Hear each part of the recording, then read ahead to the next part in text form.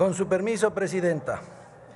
La Revolución Mexicana fue la primera gran revolución del siglo XX y fue iniciada por don Francisco I. Madero, hombre culto, educado en Europa, miembro de una familia de terratenientes acaudalados de Parras de la Fuente, Coahuila.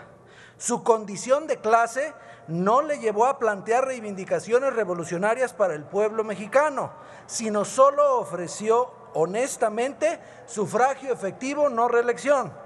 Su programa, como se ve, fue eminentemente político. Madero no quiso repartir la tierra y el plan de Ayala de Zapata fue la respuesta contra esa política maderista que le exigió hacerlo. Quiso gobernar Madero apoyándose en el aparato político y en el ejército que habían servido al dictador desterrado Porfirio Díaz, y eso le costó la vida. Tomó la estafeta Carranza, terrateniente coahuilense y gobernador porfiriano de su estado.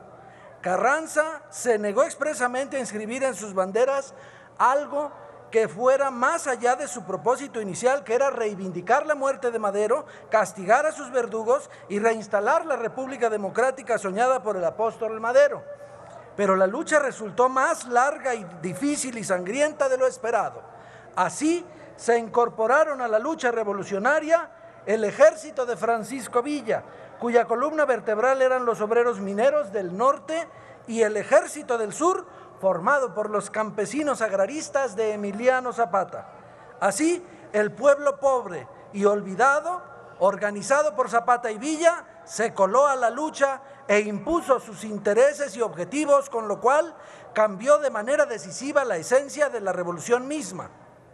Sin embargo, se trataba de un pueblo sin conciencia de clase y sin programa propios. Las fuerzas de Villa y Zapata no solo le dieron el triunfo a Carranza, tomaron la capital del país y el Palacio Nacional y se sentaron en la silla presidencial y después renunciaron a ejercer el poder, porque para ellos eso era para tinterillos y leguleyos. En ese momento y con ese hecho, el pueblo de México perdió la lucha por el poder y por su propia y verdadera reivindicación. Así se explica que hasta el día de hoy siga el pueblo mexicano sufriendo de una miseria similar a la que entonces vivió a pesar de todo. Aún así, logró imprimir el sello de su sacrificio y de sus intereses en los artículos más avanzados de la Constitución de 1917.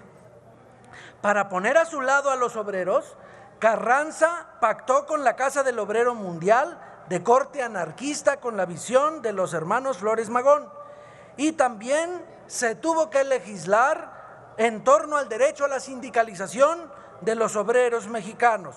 Así nace el movimiento obrero moderno que llega hasta nuestros días.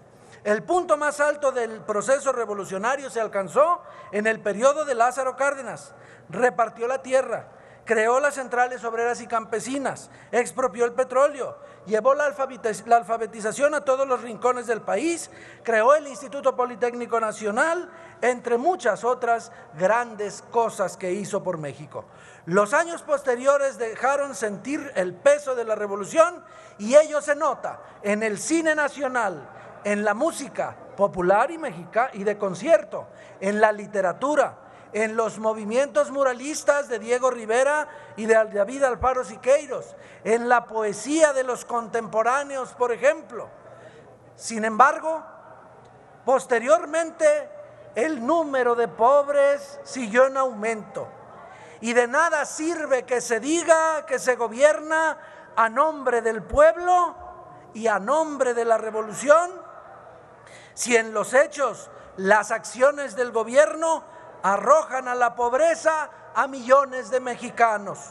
Los más de 50 millones de mexicanos pobres que hoy existen revelan que la Revolución Mexicana no fue suficiente y que no basta con autonombrarse herederos de los procesos revolucionarios y transformadores anteriores para que se combata efectivamente la pobreza.